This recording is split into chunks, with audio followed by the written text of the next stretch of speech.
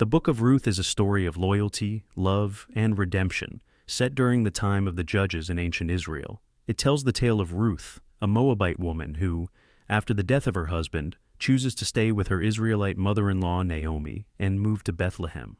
Despite being a foreigner, Ruth's unwavering loyalty to Naomi and her faith in Naomi's God lead her to a new life. In Bethlehem, she meets Boaz, a kind and wealthy relative of Naomi's late husband, who eventually marries Ruth, acting as her redeemer. The story highlights themes of faithfulness, God's providence, and the inclusion of outsiders in God's plan, with Ruth becoming the great-grandmother of King David, linking her to the royal lineage of Israel. Here is a narrative retelling of the book of Ruth, a time of famine. In the days when the judges ruled over Israel, there was a severe famine in the land. In search of food and survival, a man named Elimelech from Bethlehem in Judah took his wife Naomi and their 2 sons, Mahlon and Chilion, to the country of Moab. Though Moab was a foreign land, Elimelech saw it as a place where his family might find relief from the famine. However, tragedy struck soon after they arrived. Elimelech died, leaving Naomi a widow. Naomi remained in Moab with her sons, and over time they married Moabite women, Orpah and Ruth. For about 10 years, they lived together as a family in Moab. Then, even more tragedy fell upon Naomi. Both Mahlon and Chilion died. Naomi was left alone, bereft of her husband and sons, with only her 2 Moabite daughters-in-law for company. In that time and culture, a widow without male protection or provision was extremely vulnerable. Naomi's decision. One day Naomi heard that the famine in Israel had ended and that the Lord had blessed his people with abundant harvests. Filled with sorrow and a sense of hopelessness, Naomi decided to return to her homeland, Bethlehem, and urged her daughters-in-law to stay behind in Moab, where they might have better prospects. "Go back to your mother's homes," she said to them. "May the Lord show you kindness, as you have shown kindness to the dead and to me." Both Orpah and Ruth wept at Naomi's words, unwilling to leave her side. Naomi pressed further, explaining that she could offer them nothing, no more sons to marry, no future prospects.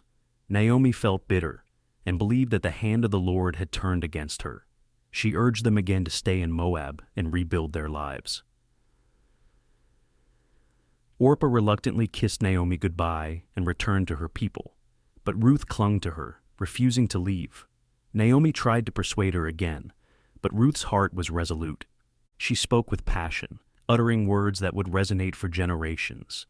"Don't urge me to leave you or turn back from you. Where you go, I will go. Where you stay, I will stay. Your people will be my people, and your God, my God. Where you die, I will die, and there I will be buried. May the Lord deal with me ever so severely, if even death separates you and me." Seeing Ruth's determination, Naomi stopped urging her. Together, the 2 women set out for Bethlehem. The return to Bethlehem. When Naomi and Ruth arrived in Bethlehem, the town was stirred by their return. The women of Bethlehem exclaimed, "Can this be Naomi?"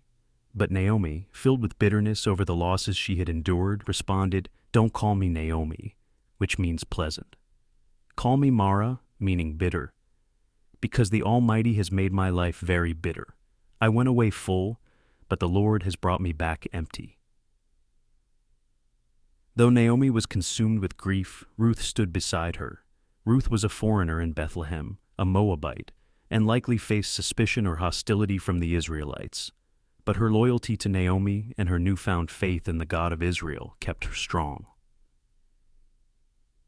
The 2 women arrived in Bethlehem at the beginning of the barley harvest, a significant time for the people, as the land was once again yielding food. But they were still poor, and Ruth took it upon herself to provide for them. Ruth gleans in the fields of Boaz. Ruth asked Naomi for permission to go to the fields and gather leftover grain that the harvesters left behind, a practice allowed under the law for the poor and the foreigner. Naomi agreed, and Ruth set out to find a field. As it happened, she found herself working in the field of a man named Boaz, a wealthy and influential landowner who was also a relative of Naomi's late husband, Elimelech. Boaz noticed Ruth among the gleaners and inquired about her. When he learned of her loyalty to Naomi and her reputation for kindness, he was deeply moved.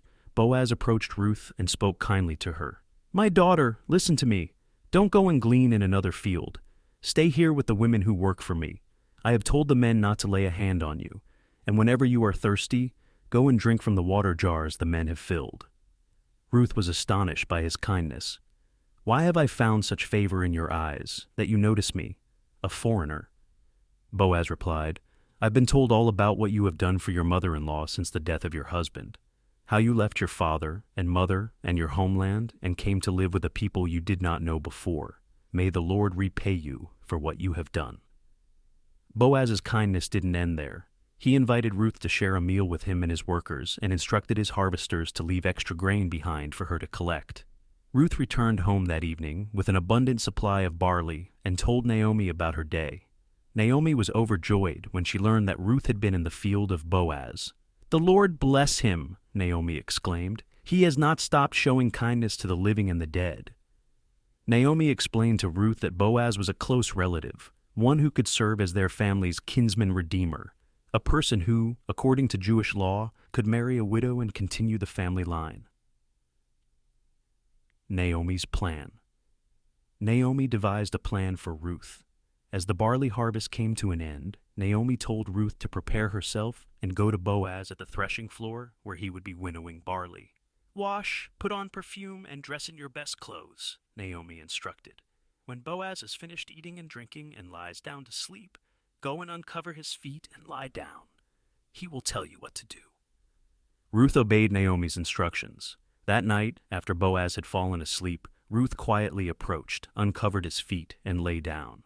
Around midnight, Boaz woke up startled, and there was Ruth at his feet. "Who are you?" he asked. "I am your servant Ruth," she replied. "Spread the corner of your garment over me, since you are a kinsman redeemer." Boaz understood Ruth's request. She was asking him to redeem her and Naomi's family by marrying her.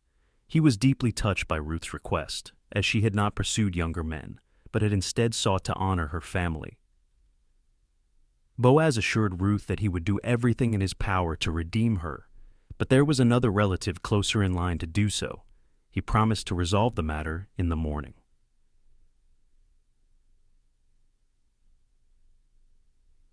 The redemption of Ruth. The next day, Boaz went to the town gate where business transactions took place and summoned the closer relative. Boaz explained that Naomi was selling the land that had belonged to Elimelech, and as the nearest kinsman, it was his right to buy it. The man agreed. But then Boaz added, "On the day you buy the land, you also acquire Ruth, the Moabite widow, in order to maintain the name of the dead with his property." Upon hearing this, the man declined, as it would jeopardize his own inheritance. Boaz then declared that he would redeem both the land and Ruth, taking her as his wife. The elders and witnesses at the gate confirmed the agreement, and Boaz and Ruth were married. A new beginning. The Lord blessed Boaz and Ruth, and they soon had a son whom they named Obed. Naomi's joy was restored through the "May he become famous throughout Israel. He will renew your life and sustain you in your old age." Obed would grow up to be the grandfather of King David, from whose lineage would come the promised Messiah, Jesus Christ. Thus, the story of Ruth, a tale of loyalty, kindness, and redemption, became a cornerstone in the history of Israel, showing how God works through unexpected people and situations to fulfill his purposes. This narrative of the Book of Ruth showcases the enduring themes of love, faithfulness, and God's providence. Ruth's journey from Moabite widow to a key figure in the lineage of Israel's greatest king reveals how God weaves even the most difficult circumstances into his greater plan.